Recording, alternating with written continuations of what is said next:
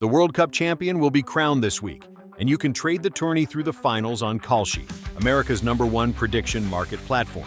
Right now, Spain is trading at 58% to beat Argentina, meaning 100 trade pays out 166 if they win. On Kalshi, you're trading against other people in a live market. No house, no odds makers. For a limited time, download the Kalshi app and use code WIN26 to get $10 when you trade $10. KALSHI. Kalshi. Trade the beautiful game. 18 years and older only. Restrictions and eligibility requirements apply. Event contract trading involves risk and may not be suitable for all investors. Kalshi products are not available in all jurisdictions. Prices, values, and available markets may differ from those mentioned. For more information, see kalshi.com/regulatory. This podcast is for informational purposes only and should not be considered legal, medical, or mental health advice. The views and opinions expressed do not necessarily reflect the official policy or position of the podcast and are not intended to malign any religion, group, club, organization, business, individual, anyone, or anything.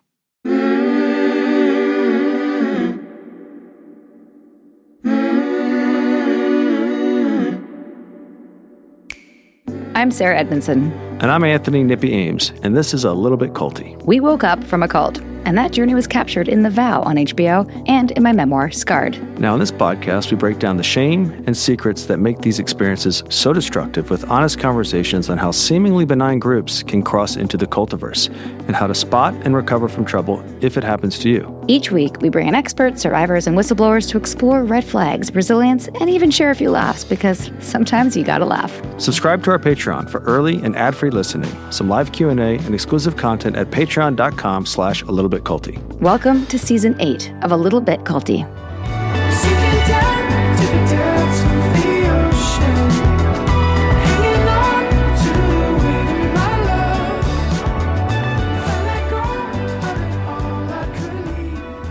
We could analyze Nippy's tendencies later. She's dying for you to go in on me because psychoanalysis. You need to read this part. Yeah. You need to read this part. That's your childhood trauma. I'm like, listen, take that shit. No, it's true. But listen, let me welcome. I think we should keep this in because it's important to understand the dynamic. But let me also say, welcome back, everybody, to part 2 with Liz Tenuto, the workout witch. We've been back. We've been back. I know, but I just wanted to give the actual welcome back. If you didn't listen to part 1, please go do that because it sets up Liz's story, why she is an expert in this field from her lived experience, and why she wrote this book. Well, actually, we didn't get to that. Let's take that first leap. So you're doing these exercises. You reach an audience. Your social media explodes. You realize you're a full-blown witch. You're a full-blown witch, which I totally love. And then how did you get from there to writing this book? And then we'll get into the details of the book. Yeah. The book, I really wanted to write the book because I spent 10 years searching for solutions with doctors, chiropractors, yoga, meditation for my physical health issues that kind of arose from the trauma that I had experienced with no success. And I really feel like somatics is so helpful for people who have experienced trauma. So a lot of us will do talk therapy, we'll go to doctors, but the missing link in healing for a lot of people is addressing the trauma that's stored in your body and getting your nervous system back to a healthy baseline instead of staying stuck in survival mode or in kind of a residual PTSD state long term. Because when you're in that PTSD state or living in survival mode, your body is flooded with stress hormones all the time. And then over time, it takes several years, but over time that starts to have a domino effect on your health. So you may start with gut issues or, you can't sleep as well. And then you have constant muscle tension. Maybe you're clenching your jaw right now or your shoulders are raised right now, right? Yes. And then those are just physical signs that your body's really tense. You're kind of bracing or you're stuck in survival mode. And then it starts to get worse. Yeah. You start to have long-term physical pain that's unexplained. Why do you have back pain when you never had an accident?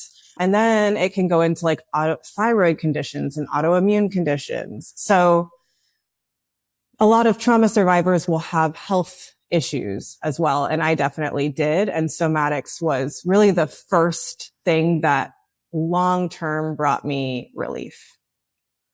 And how do you define somatics? Someone's never heard of it before. Yeah. Soma is the Greek word for body. So somatic healing literally translates into body healing.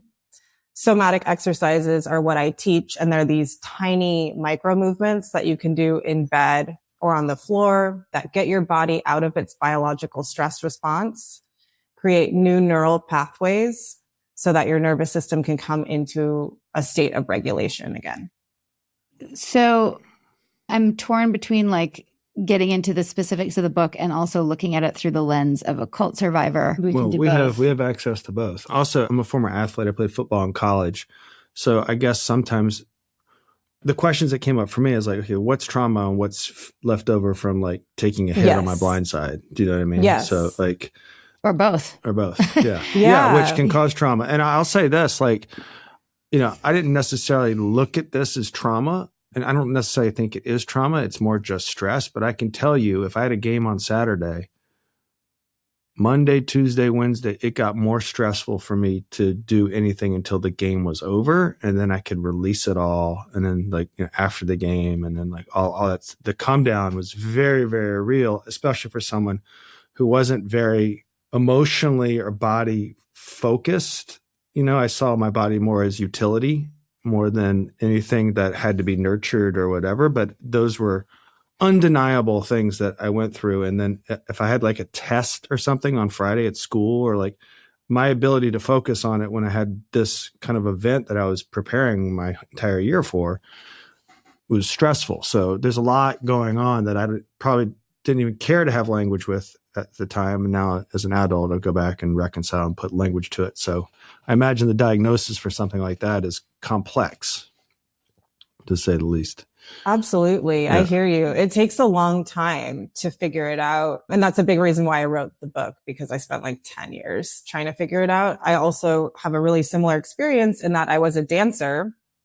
And so when I started experiencing chronic pain, I was like, obviously it's from dance. You know, like I do ballet, like that was so logical, right? And then I actually stopped dancing for 2 years in college, and my chronic pain got a lot worse during that time. And I didn't realize like, oh, dance was actually helping me release it and like process my emotions. Like I was processing my grief, my sadness, my anger through dance in this really healthy way. And so when I stopped dancing, I actually felt worse. But that said, there are legitimate injuries that you experience from being an athlete and being a dancer. So I think that can be really difficult for people to understand. And it used to be such a taboo topic to talk about the fact that your emotions can cause like physical pain. Right. This used to be like really taboo. And now like Dr. Gabor Mate talks about it. Yale and Harvard are doing all of this research on body-based therapies and integrating it into their treatment centers. So it's becoming a lot less taboo now that somatics is starting to get a lot more popular. For somebody who is old school maybe and doesn't have that belief or hasn't made those connections, how would you sort of lay out how trauma stays in the body and may cause these physical manifestations? And how would you what's a classic diagnosis? Like that's obvious, I guess, would be. So people can make the leap and maybe think about themselves. So in the book, Waking the Tiger by Dr. Peter Levine, he's also a somatics kind of researcher and a leader in the field. He talks about why animals don't get PTSD. And essentially, if you think about a dog shakes after they get scared, right? And as people, we're supposed to shake after we get scared. This is actually kind of an evolutionary aspect of how we finalize our biological stress response, is that we're supposed to shake or cry or have some sort of release after we experience a really stressful situation or trauma. As humans, though, we have this cognitive override that prevents us from shaking and prevents us from crying sometimes when we get really stressed out. We don't want to look weird. right? Like we're like, I don't want to be shaking in public. I don't want to be crying in public. Like, so we just kind of suppress it. And when you suppress it over time, that just keeps your body in its biological stress response. And by that, I mean that you're holding more tension in your muscles. You're muscularly bracing. I mean that your cortisol and your adrenaline is spiked. And this is okay short term, but when it happens long term over years or decades, that's when you start to experience the health issues. So it's not instant. It's not like you have a stressful thing and then you immediately get TMJ. Exactly. No, it is delayed. And that is also another reason why it's hard for people, because they'll be like, I experienced the trauma 5 years ago. Like, why now am I waking up covered in sweat at 3 a.m.? That's a good distinction, because I remember when our situation immediately happened, like I was waking up in fight or flight 2 or 3 in the morning, and I had to go do things to physically exhaust my body so I wouldn't wake up at 2 or 3 in the morning. And I was aware enough to do that, and I still woke up, at 2 or 3 in the morning. There were so many things that you wrote in your book where I was like, oh, this is exactly what was going on for us as we got out of Nexium. But you knew to exercise to get it out. I knew that I had CPTSD. I knew that I was hypervigilant. I knew that I was, what's the thing? Hypo, when you're like, always, you can't stop. Oh, hyper-aroused. Or sympathetic activation. Yeah. Yeah. Which, by the way, as a cult correlation, just to say that I think that most cult leaders keep their members in hypo-arousal, like always doing, always creating, always building the mission, whatever it is, whether it's a religion or in our case, Nexium, and then throw in some like beliefs around sleeping too much is indulgent. Yeah. So there was a sleep deprivation aspect in Nexium. 100%. Particularly in his orbit. So I would think I was hypo-aroused during Nexium, and then even when I got out, I was hyper. Like I still have a hard time letting myself rest 7 years later. Yeah. And also really bothers me when he rests because he's good at it. There's nothing that bothers her more. When I'll be just reading a book or I'm like, taking a nap. Relax right now. There's memes about it. I love it. I'll look into those later. Well, because fight or flight can become your baseline. Like when you live in fight or flight for years, your nervous system is like, okay, this is our state now. Your nervous system is really just trying to keep you alive. That's its primary function. So it's like, okay, now we live in fight or flight and we're going to operate in fight or flight all the time. And what's hard is that even when you get out, you have to like retrain your nervous system to come back into what we call the ventral vagal state, which is where you're like relaxed but energized. You're open, you're spontaneous, you feel like harmonious. You're not in like this chronically on state where you're like go, and you're not in this chronically off state where you like can barely get out of bed. There's like this middle Goldilocks place. That's my whole life is trying to get there. What? I never walked around in the organization Nexium and saw anyone as a threat to me.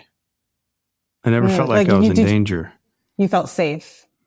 Yeah. Well, I felt like I could beat anyone's ass, which is probably true. Like I never felt physically like I was in problem. Nippy's one of the only alpha males. Well, also I never felt afraid of saying no to anyone in there. I knew there was consequences to it, but I wasn't afraid of the consequences. I mean, if you grew up around my dad and the coaches, some of the coaches that I had, there was way more fearful. I had way more feel for figures in my life before that.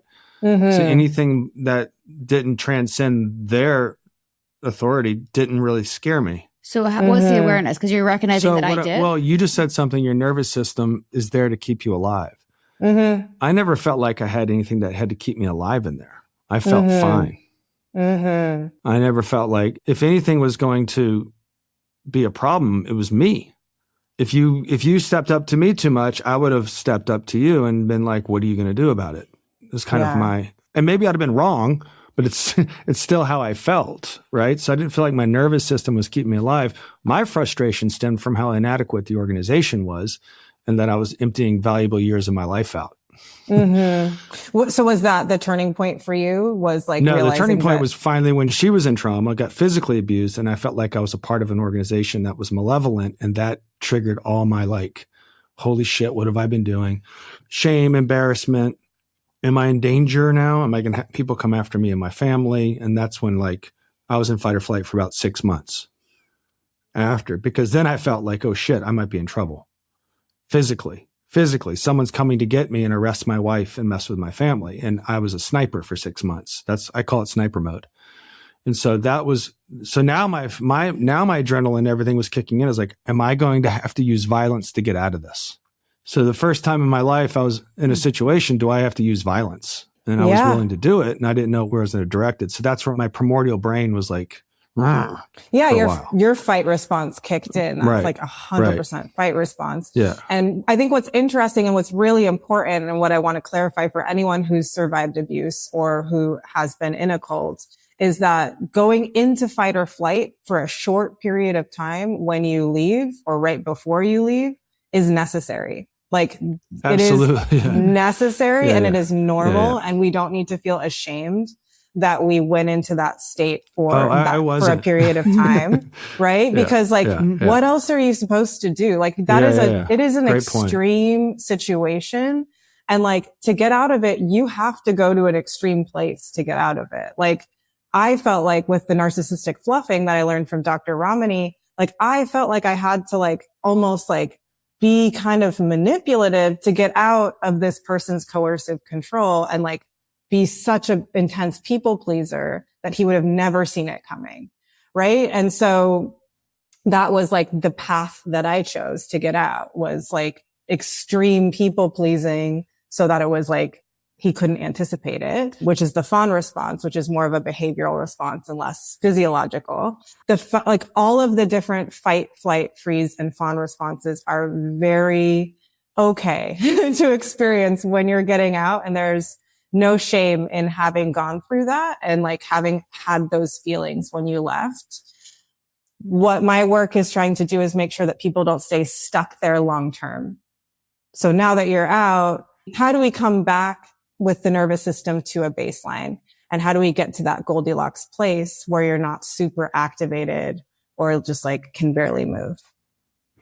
Which I think is so helpful for us, because if there's a tendency, like I mentioned, I get so irritated when Nippy's chilling and I'm hypo-aroused, but I'm always trying to chill. That's me regulating. I know, that's him regulating. And like he'll tease me sometimes where I'm like, I got to go work out, and I'll go to yoga. And he's like, that's not really a workout. I'm like, I need to go to yoga right now. And I don't care if it's the best workout for where I'm at in perimenopause. I need to go to yoga. And I realized reading your book is because a lot of the somatic, like there's overlap, right? With like releasing the hips and, the deep stretching. And then like I go to yoga so I can shavasana. Like that's why I go. Right? Like I have deep naps and meditative rest in shavasana. For the record, I'm not saying it's not a workout. I know, you're just teasing me. But like the point is that I'm trusting my body and I have to do what I have to do. And for the record, I'm not doing any Kundalini. I'm not doing any particular method of yoga because there's like a culty overlap. I'm just doing like a sweaty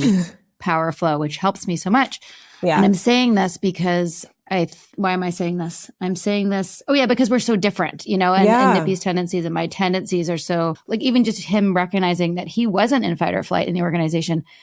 I was. Like, I was for 12 years. That's the big recognition. Yeah. It's like everyone else was. Yeah. Nippy was walking around. And it's also why he didn't like get promoted and wasn't like, if you don't know our story too much, but there's like a whole martial arts ranking system. He never went up that path because he didn't give a fuck, Yeah. Whereas like I need the gold stars, and I was people pleasing, and I was trying to get to the next level. And anyway, all of this to say there was, sorry, go ahead, you go. Oh, it's interesting because in my healing from like family systems as well, like you and your sibling may have a completely different experience in the same family, growing up with the same people. Which is exactly what you're saying with the cults. Like the two of you had a different experience. And so translating that into the body, your body is going to have a different reaction to that. And you're going to need different things to soothe yourself or bring yourself into a state of regulation afterwards. Before we hear from our sponsors, just a quick reminder. Our book, A Little Bit Culty, Navigating Cults, Control, and Coercion, is officially out and available on Amazon. Signed pre-orders have closed, but you can still get your copy today. This book is the culmination of 5 years of conversations, interviews, and research. Everything we've learned about how people get pulled into high control groups and how to avoid, escape, or heal from them. If you've been listening to the podcast and want a deeper go-to resource, this is it. Available now on Amazon in print and as an ebook for Kindle. And yes, the audiobook is coming soon, narrated by us. Just search A Little Bit Culty and grab your copy. Do it. Thanks, everybody.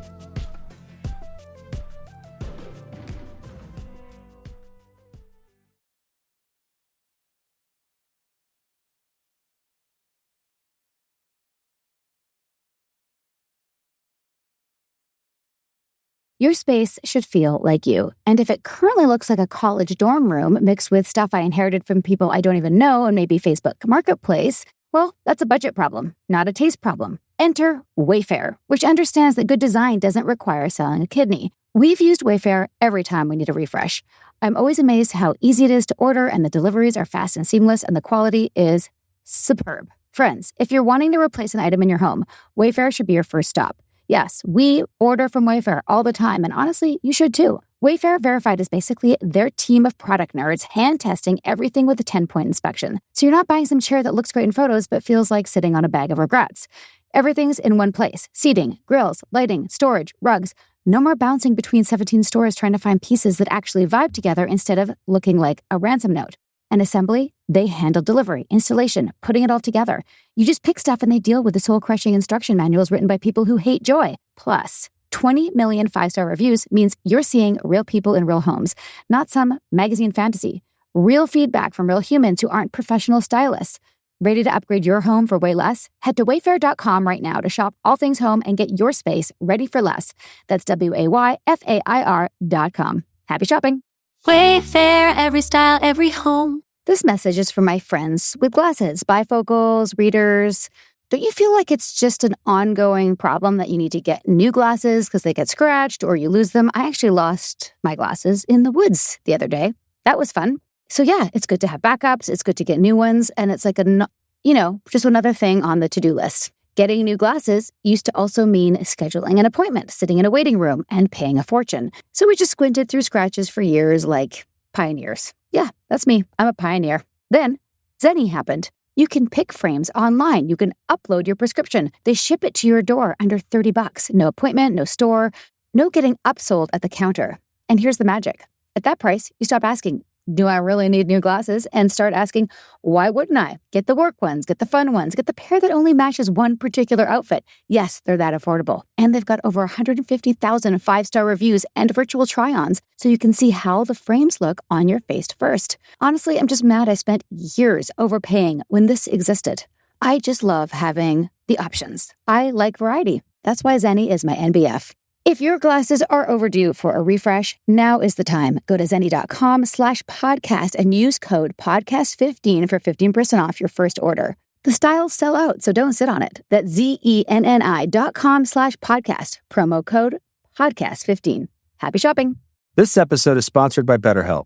BetterHelp's 2026 State of Stigma report surveyed 2,000 Americans and revealed that 85% of Americans believe getting support is wise. Yet 74% say society discourages people from doing so. If you've been listening to our pod for a while, you know that we talk about mental health constantly. It's great. Mental health, especially when you're leaving a cult or high control group, is important. We definitely recommend therapy to our friends, family, basically everyone, but sometimes we can forget ourselves. Asking for help is still weirdly hard, even when we know it's the right move. BetterHelp's research actually confirms this gap. We believe in therapy, but we don't actually do it. It's a very on brand for us as a society. But here's the thing. BetterHelp makes it so easy. Over 30,000 licensed therapists have served 6 million people, and their average rating is 4.9 out of 5 based on over 1.7 million actual reviews. They do the matching work for you with a short questionnaire and have been doing this for over 12 years, so they typically get it right the first time. And if they don't, switch therapists anytime, no judgment. Sessions happen online whenever.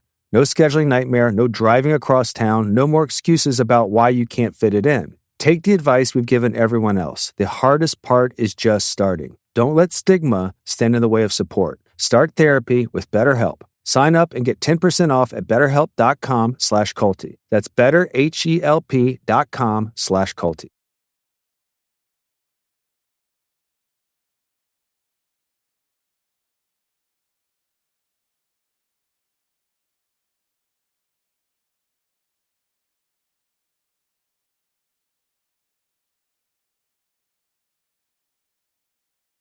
Thank you for listening. Now, let's dive back into the cultiverse.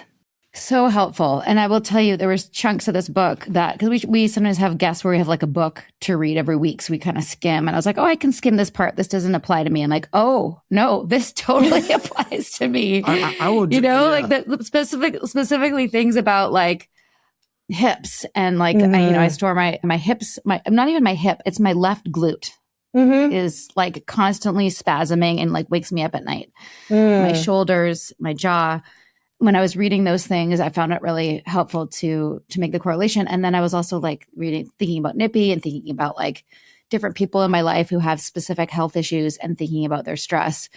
How does it like, do you feel like people are resistant to, because I'm sure you walk around and see, oh, like that person's shoulders are so hunched, or like, how does it affect how you see people, and are people open to you sort of making those connections? Oh, I definitely don't tell people what I see.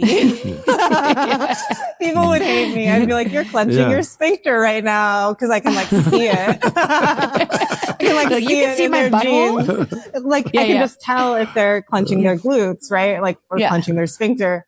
You can visibly see it. So I worked with people one-on-one and taught group classes for 15 years prior to my app and my online courses. And so I did get a lot of hands-on experience with people and assessing people and watching them walk around. And so with those folks, I had their permission kind of to look at like, okay, this woman has frozen shoulder.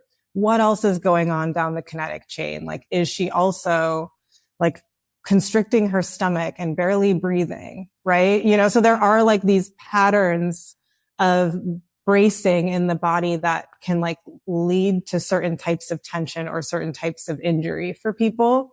But I always ask permission, even like before I would work with my one-on-one students, I'd be like, I noticed something about your diaphragm. Can I tell you about it?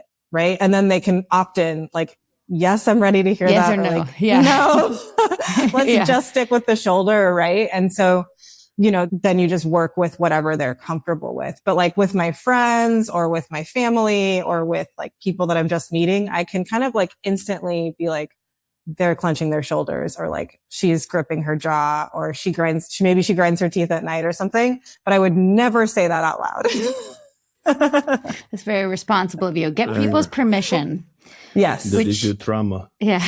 But I will say that there's like, especially for a lot of cult survivors, and then 100% NXIVM, but almost everyone we've interviewed, that there was a sort of toxic atmosphere of like drive-by feedback. Like nobody would check to say, hey, can I tell you what I'm seeing right now? Or can I give you feedback? It's like you were just expected to get the feedback from whoever was above you at any time. Cause you're there to grow or be closer to God or whatever the thing is.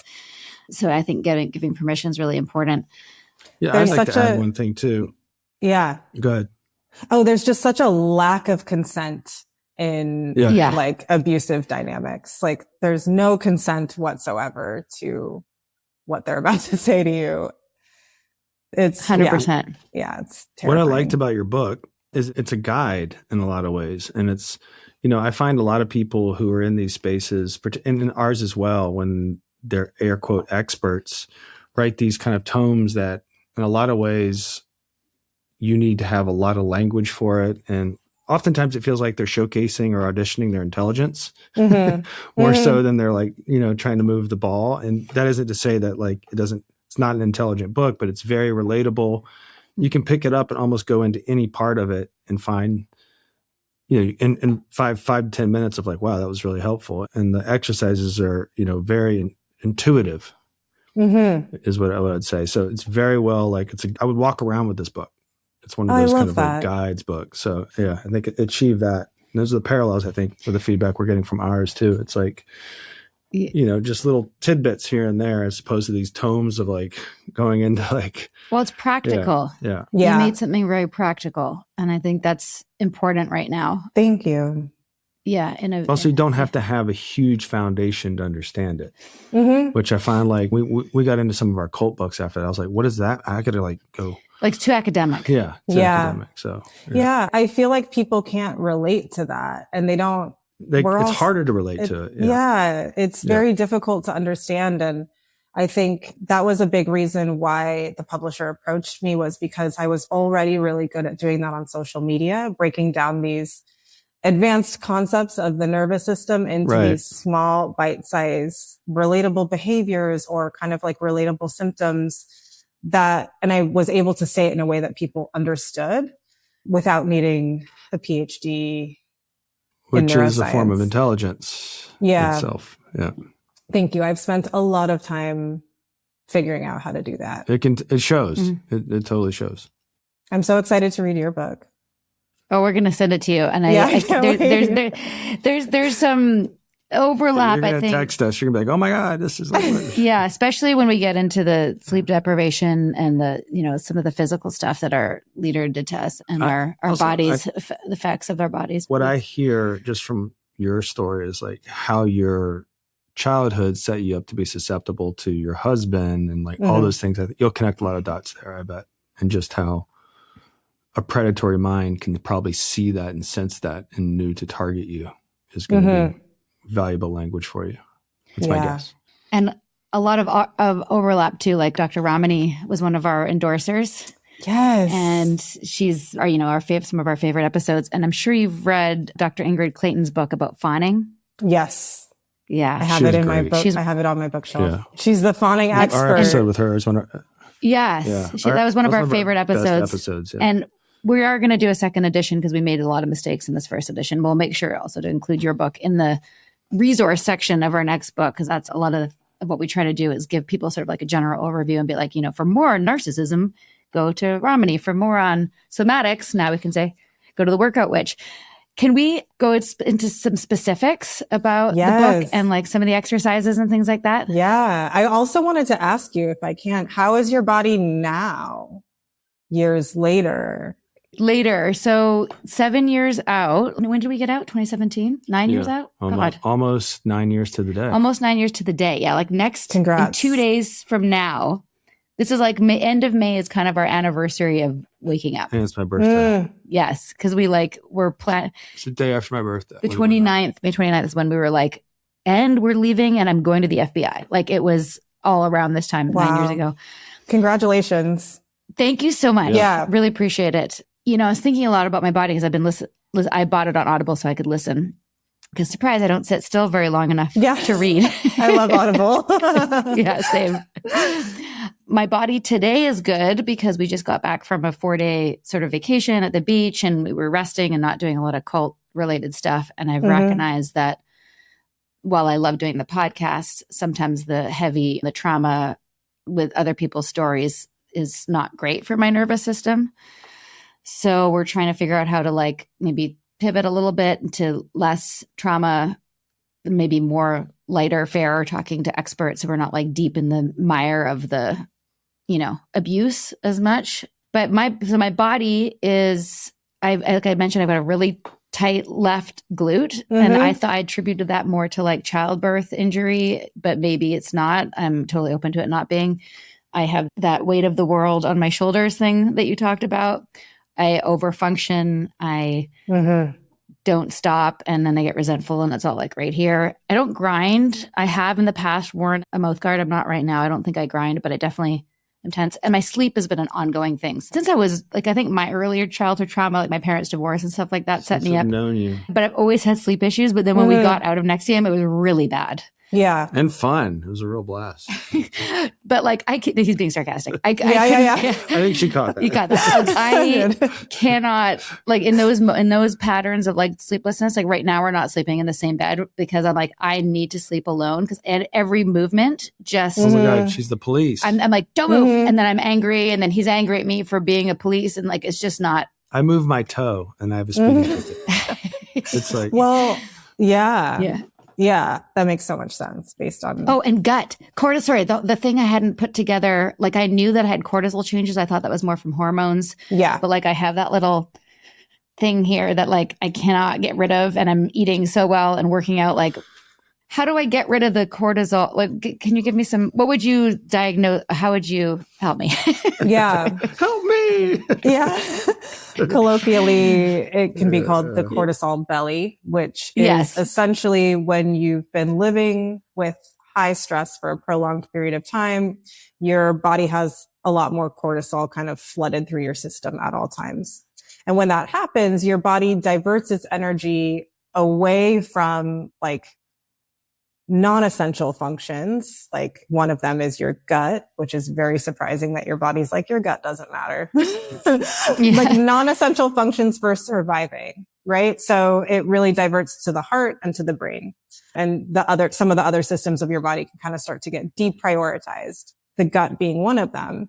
Specifically, when you have high cortisol for a long period of time, your body starts to store calories as visceral fat in your stomach to save for a survival situation. So it thinks you're in a survival situation. It's like, we're going to store these calories in the stomach in this easy to access place so we can use them really quickly in a survival situation. But that's why a lot of people who've lived through trauma or long-term stress will have like belly weight that they can't get rid of because it's this extra visceral fat. And what's hard is that like doing high intensity exercise doesn't help you lose the visceral fat or like doing a ton of sit-ups doesn't help because your body's still in its biological stress response. And your body can kind of interpret that high intensity exercise as another stressor. So it's like, we're still in stress. And now I'm like flipping tires at CrossFit. Right. And it's like stressful. That's not, no thanks. It's stressful. So the first thing you have to do is like bring your body out of that biological stress response. Somatic exercises, what I teach, are a great way of doing that. And people have written me a lot in my DMs being like, I can't believe it. I've lost like 5 to 10 pounds of belly weight from your somatics classes, which are like these tiny micro movements in bed that like you would never think would help you lose weight. So, and it's because you've gotten your body out of that biological stress response. And now your body can start like lowering its cortisol levels and processing fat in a quote unquote normal way instead of the way that it does when it's in survival mode.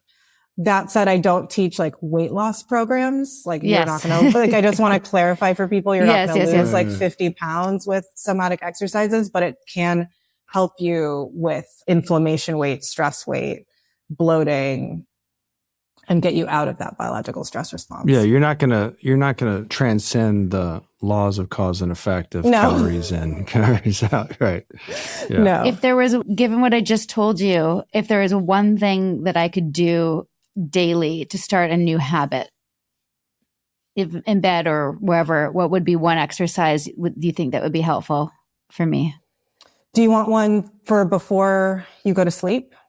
Sure, because falling asleep can be hard. Yeah.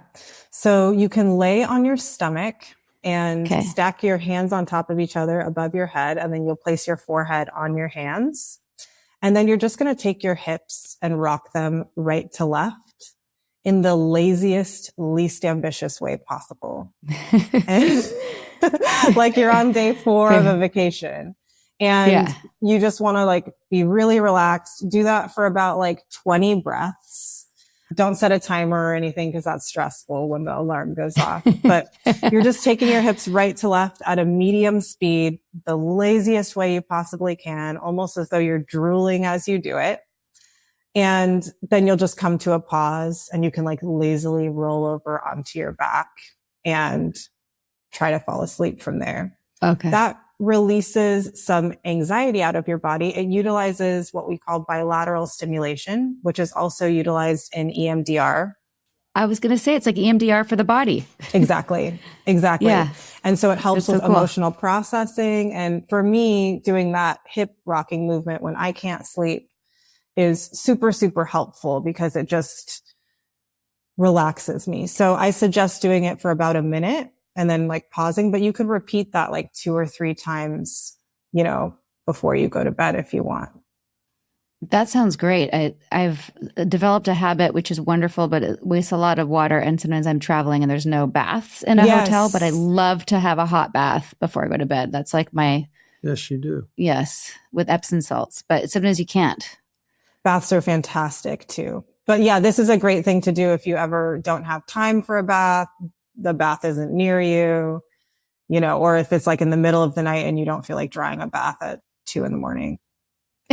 Yes. I love that. Thank you so much for my personal protocol from the Workout Witch. Really appreciate it. Is my turn. Let's go. Is going to the bathroom at 3 or 4 in the morning, is that always a sign of high cortisol? Because I pretty much have to get up at least once. And I go to bed on a good night, 10. Most of the times I go at 10 with one of my boys when they want to go to sleep or something like that. Yeah. And I can sleep till 4. Oftentimes I get up and pee. You get up. Yeah.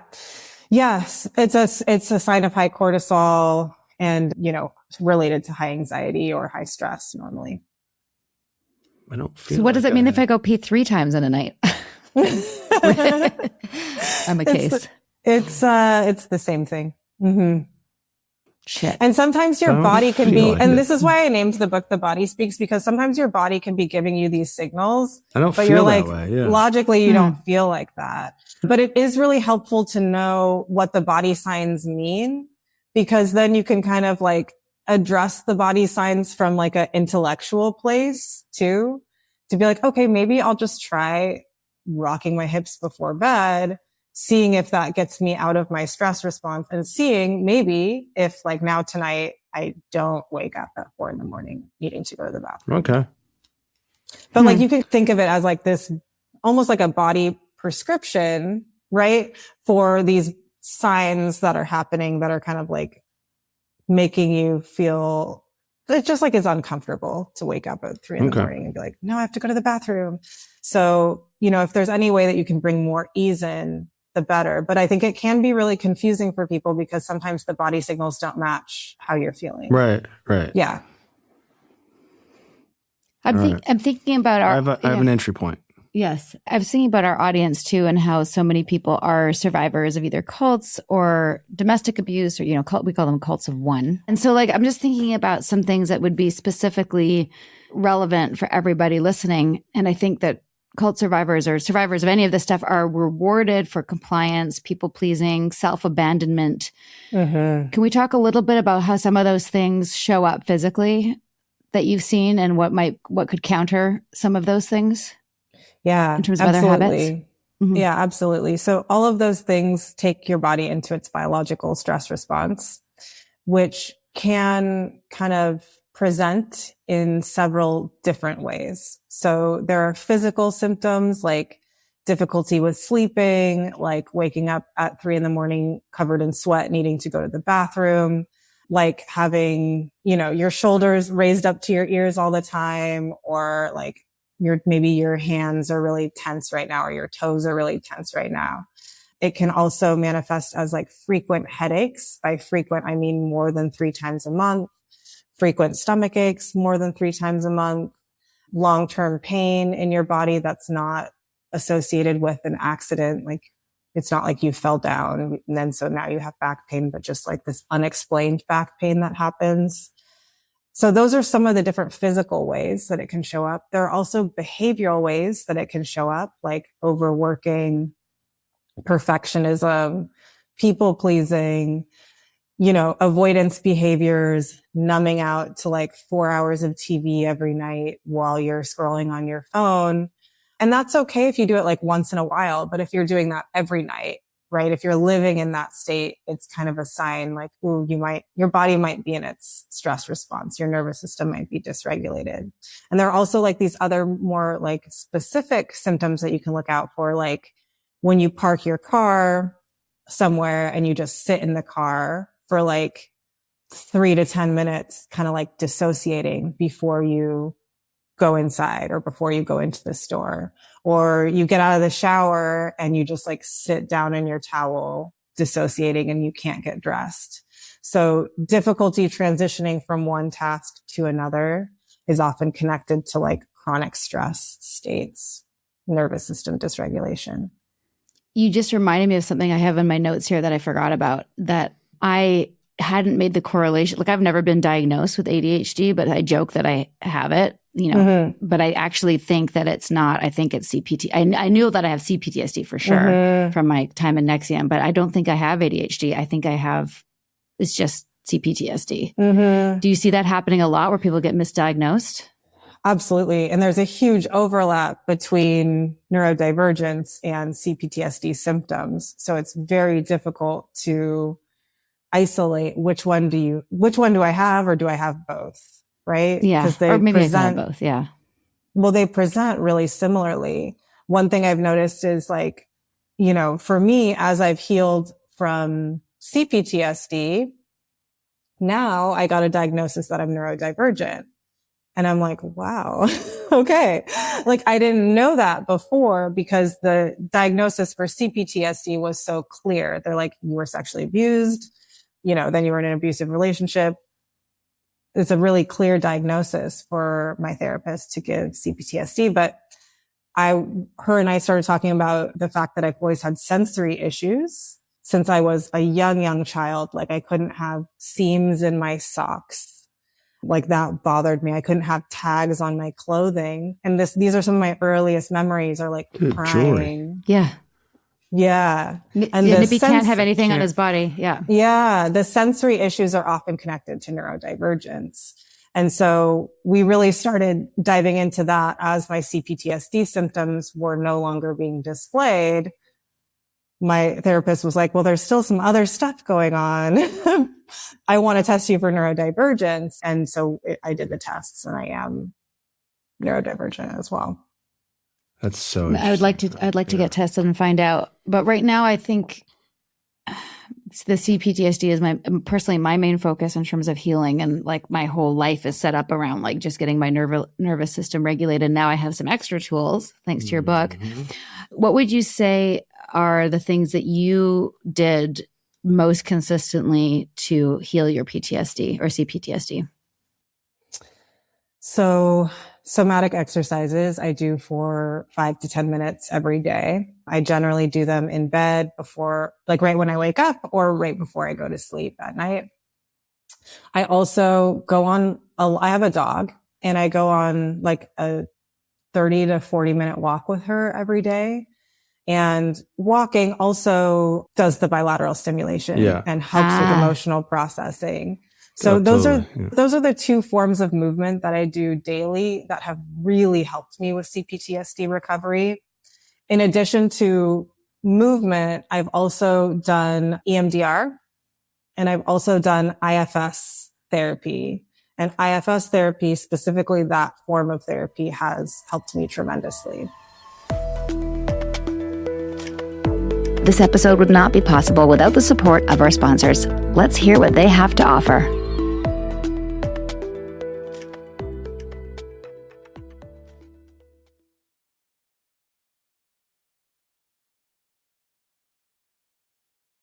There are things in life you absolutely do not want to be transparent about. Your swimsuit, your search history, that time you cried watching a commercial, but your wireless bill? Transparency is everything, which is why Mint Mobile is basically a breath of fresh air in an industry built on confusion and gotchas. No hidden fees, no introductory rates that explode after 3 minutes, no mysterious charges that make you question your life choices. Just straightforward $15 a month, all plans, even unlimited, high-speed data, unlimited talk and text on T-Mobile's 5G network. That's it. That's the whole thing. You bring your current phone, keep your number, pick a 3, 6, or 12-month plan, and suddenly, you're not hemorrhaging money on wireless anymore. Sign up online, and boom, you're done. I know it sounds too good to be true because we've all been trained by carriers to expect the rug pull. But nope, just actually $15. Honestly, my only regret is spending years overpaying when this existed the whole time. To get your new wireless plan for just $15 a month, go to mintmobile.com/culty. That's mintmobile.com/culty. Cut your wireless bill to $15 a month at mintmobile.com/culty.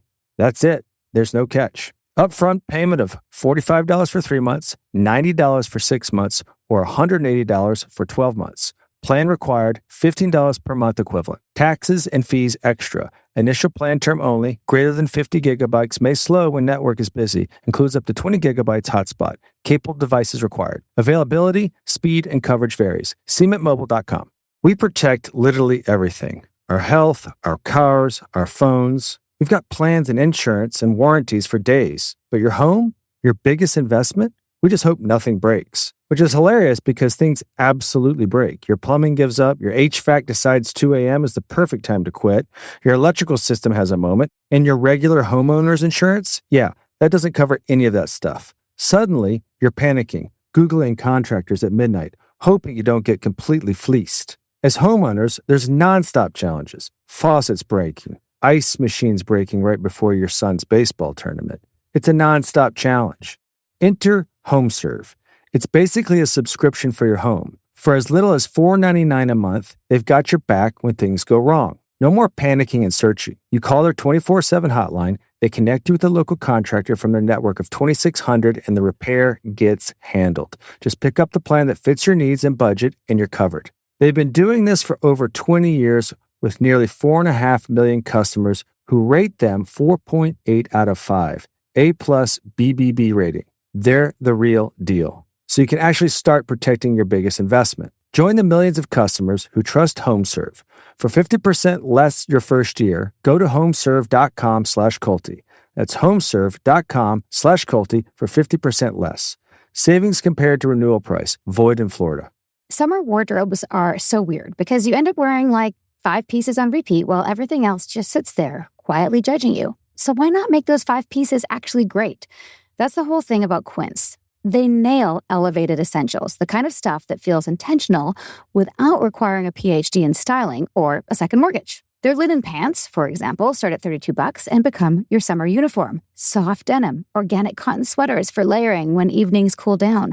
Simple pieces that work together because they were designed that way, not because you got lucky. And I love their 14-karat gold jewelry, the kind of thing that makes even the most effortless outfit feel like you actually tried, which you didn't, but nobody needs to know that. Everything's 50 to 80% less than other brands because they skip the middleman and work directly with ethical factories. So you're paying for quality, not some brand's fancy marketing budget. I've been loving all of their basics for my summer travel. I have this cute crossbody black leather purse that matches my little black backpack, which sometimes my kids wear and then I wear, and we all look cute in it. I also have an awesome, super soft matching sweatshirt and joggers that I've worn for every single leg of my flight, including the 6 hours from Halifax to Vancouver, because they're kind of like pajamas, but they're also elevated, so I still look like I'm not traveling in my PJs. And they've also got incredible home stuff, bedding, kitchen essentials, furniture. Basically, Quince gets that you want your whole life to feel intentional without actually having to work that hard at it. Make your summer wardrobe feel easier. Go to quince.com/culty for free shipping on your order and 365-day returns. Now available in Canada too. That's QUINCE.com/culty for free shipping and 365-day returns.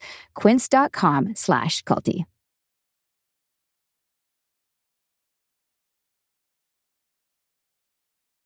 Thank you, sponsors. We couldn't do it without you. Now let's get back to the show.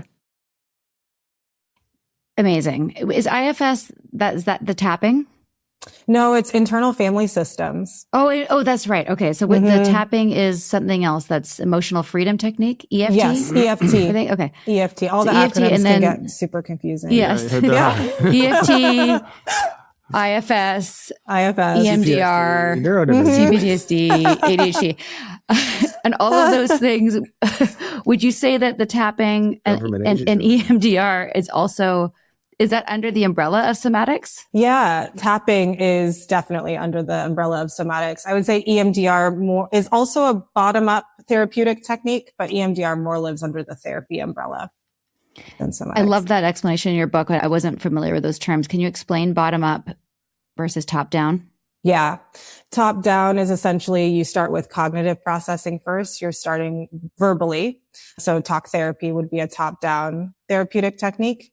Bottom up means that you're starting with the body. So EMDR and somatic therapy, somatic exercises are bottom up techniques where you're starting more from body-based experiences, memories, dreams, or physical movement. And it's really good if you have PTSD or CPTSD to do both bottom up and top down, specifically because a lot of people with PTSD and CPTSD also have issues with their memory. So some people will be like, I know something happened, but I don't know exactly what it was, or I can't remember details about it, which is very difficult to process verbally in talk therapy, but you can do EMDR or somatics. And that can help you kind of resurface memories and even process it without resurfacing memories too. I feel like I have a lot of homework to do right now. Do you feel that way? In the laziest way possible. 5 to 10 minutes a day. That's what I'm laughing at myself about, because as you probably sense, like I don't sit still. So like I tend to maybe overdo some of these things. I definitely have had, what's the term for disordered eating? Like, not anorexic, not bulimic, but like obsessing about I was doing Bulletproof really obsessively for a while. And keto, like I just can get a bit obsessive with, yeah, I'm aware, Nibby. I'm admiring you right now. Oh, yeah. You're so brave. I think for what it's worth, I have a similar responses to you. Oh, do you? Yeah. Okay. Very similar with overachieving, overworking, like controlling what I'm eating, all of that. I have very similar responses, just for what it's worth. I love that it's worth that. And I appreciate it because I feel seen. How do you balance it? Like, what's the trick for you? Given that's a tendency, how do you not overdo all of these things as you learn them? The reason why I cried in the bathroom after my first somatics class was because the teacher kept being like, can you be so lazy about how you do this? Can you do this in the tiniest way possible? Can you not try? Can you hide from me that you're doing this movement? Right. And it was so relieving for me because I was like this overachieving perfectionist, like ballerina, raised Catholic, like good girl, people pleaser as a very young child. And that was really useful for me as a child because it kept me safer. Right? I was like, if I excel, no one's going to pay attention to me in a bad way. And if I people please, I will be keeping the peace with everyone. Right? But as an adult, those things, I think a lot of those traits are kind of how I got into an abusive marriage and like, people pleasing and being really accommodating and being really kind, and was like how I got stuck in it. Because if I had been more like you, Nippy, and been like, F this, like, if you come at me, I'm going to come at you. Like, I don't think that we would have gotten married. Right. So the reason why I cried that first somatics class was it was my first time I ever had permission to like be lazy. And I had been like really intense about my healing up until then. I had been trying everything. I was like monthly massages, biweekly acupuncture, like weekly therapy, like all of this stuff. And it was just this other form of exhausting myself. Right. So, I was gonna say, yeah. Yeah. And it was like really like, it was like I was trying to heal in the same way I was abused, right? Like through exhaustion. And were you judging yourself for being lazy? Like the first session, it was just so relieving for me. I was just like, this feels amazing. As I kept doing somatics, I think because I was also a dancer, like I didn't feel like I was lazy ever. I was like, but now, like I have had this moment now where I'm kind of like deep into my healing journey, and I sometimes am really lazy all day. And I'm like, is this okay? Like, am I allowed to be like this? But it feels really good for me. And like, I feel really healthy and really happy. Like, doing a little bit less than what like the average person would consider normal. That's what feels good for me. Like I love to have a slow morning. Like I wake up and I have like 3 hours. I love it. Of just like uninterrupted time where I'm drinking my coffee and I'm just like on Pinterest, like looking at like vacations, Mm-hmm. and that's a lot. She gets pissed at me when I do that. Yeah. Well, he's good at reminding me to slow down, and I'm trying to not schedule my morning for that reason. What I'm hearing too also is like, you never saw, like, I guess early on, I don't know when, I mean, it's not one's better, it's just different. You never saw the value of being lazy. Well, it's not lazy. It's just being slow. Yeah. Yeah. It's just never saw it's not rushing. But for me, in my head, it's like, I just did something hard. I'm fucking tired. Mm-hmm. I know what my body needs to recoup. I'm going to go do it. And if people are going to, like, I didn't care what the ramifications were. This was my priority. And I knew I was not I wasn't going to be 100% unless I did this. Mm-hmm. And for whatever reason. I was playing 3 sports up until I was about 21 years old. Then I had one full time till I was so I was like, my body needs this or I'm not going to be able to perform. Mm-hmm. Yeah. And that was rooted in reality. Yeah. Athletes understand recovery time. And similarly, like women don't feel like we have the option. Yes. Yeah, I wasn't going to get. Yeah, I wasn't going to make it too much to do. I wasn't going to make it about the sexes, but I don't know if there's a societal reinforcement. Well, there's probably of some that. generalizations. Yeah, but like I just was like, I'm physically done, and I'm going to take my time to fit.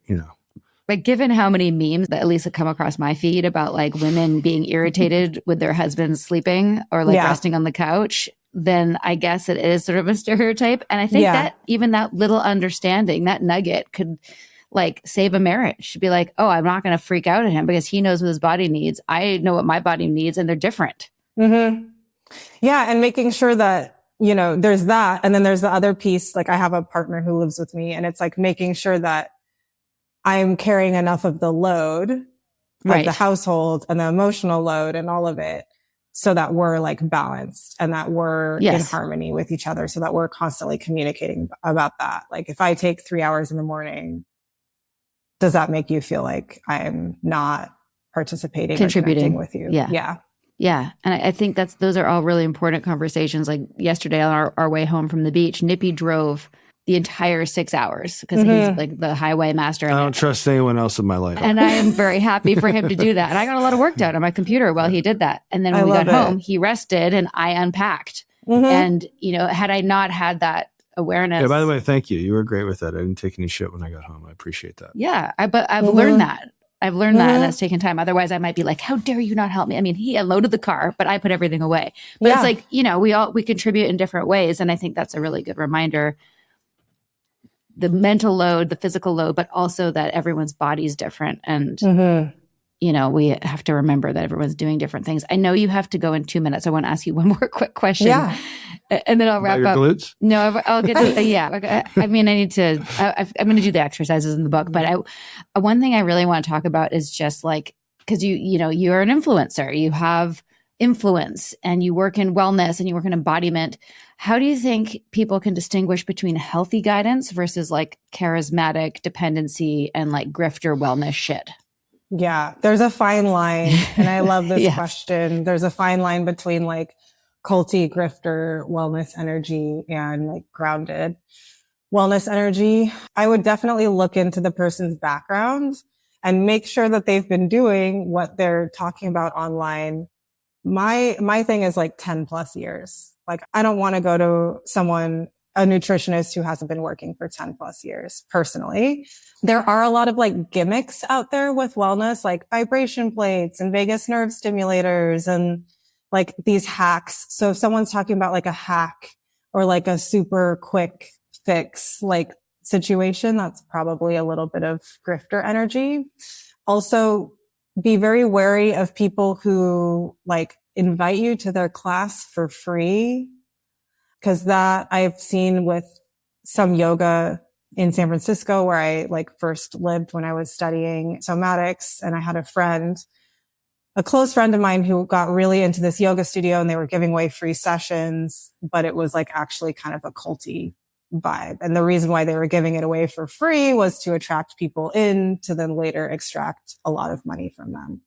So classic. You should never go to someone who's going to heal you for free. Like either they don't know what they're doing or they're trying to get you There's an upsell coming. Yeah. There's some scary stuff coming on the back end. And then just experience 10 plus years is what I personally use. I also look for like, what their content is saying, if they have a book, like stuff like that is really important to me as well. And how do people heal other than your book? Obviously, how can people find you and what do you offer as like a path to work through some of this stuff? What's on your offerings?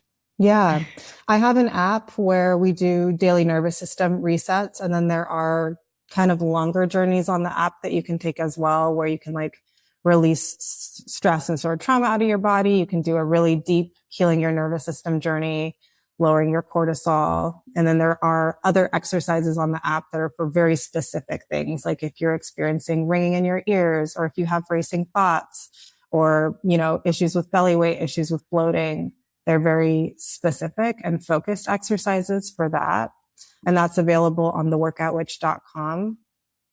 And then I need your app. I'm definitely getting your app because I want to do all those things. It's great. I am really proud of it. And then I have an Instagram as well, at the workout witch with an _ at the end.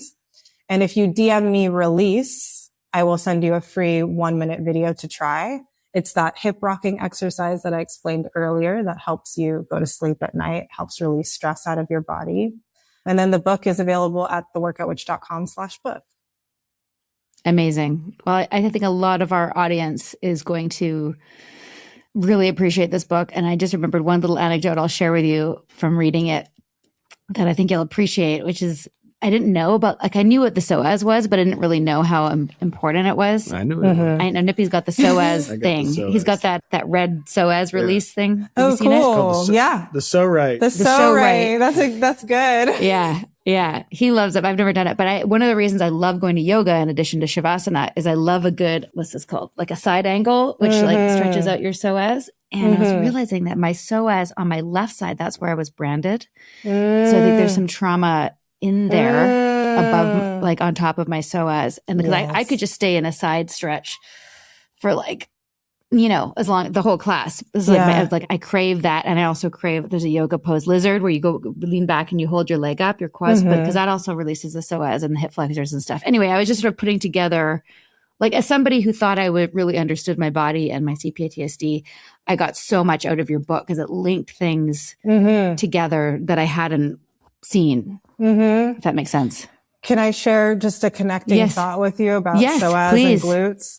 So your psoas might be a reason why your glute is like pulsing all the time, like residual tension in your psoas might be a reason for that. So yes, that would make sense. Yeah. Doing some psoas releasing exercises may be really helpful for you to help relax the glute. Okay. Yeah. I'm going to go do those today. Thank you. Yeah. They're really gentle and chill, they're really chill, but in that way, they're not going to like cause you any pain or be re-traumatizing at all.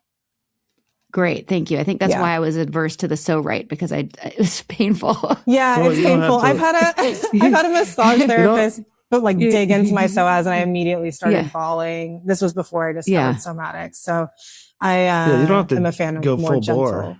Yeah, I'm more of a gentle release person. You can ease your way into I'm going to get your app anyway. And because I also have the belly fat and I have, and which is also maybe menopausal, perimenopausal. Yes, it can be. That's another episode. It can be. There's a lot of overlap between perimenopause symptoms and stress symptoms in your body. Which I've become quite the expert in. Nippy's a perimenopause expert now. Just by listening to me talk to my girlfriends. Welcome. Yeah.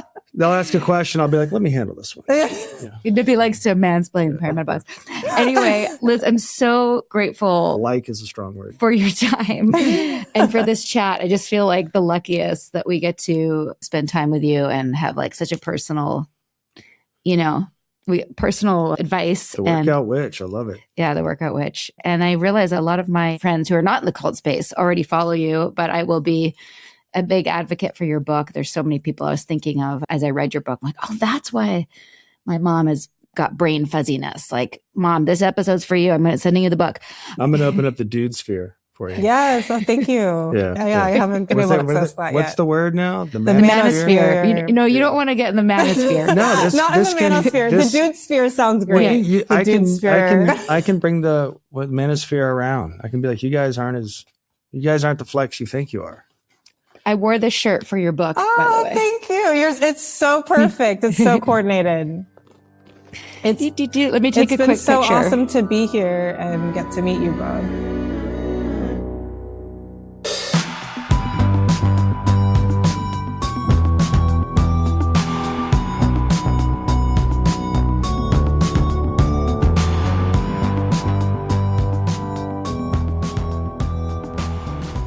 Well, that was part 2, everybody. We hope you enjoyed this 2-parter with Liz Tenuto.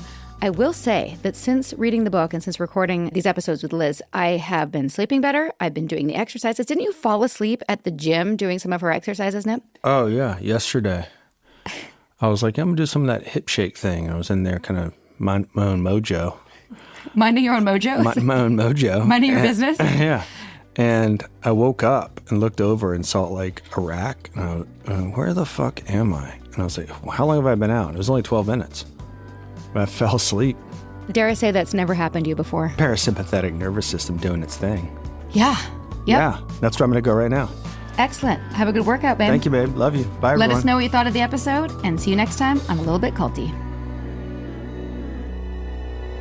Sinking down to the depths of the ocean, hanging on to the weight of my love. If I let go of it all, I could leave, but I know I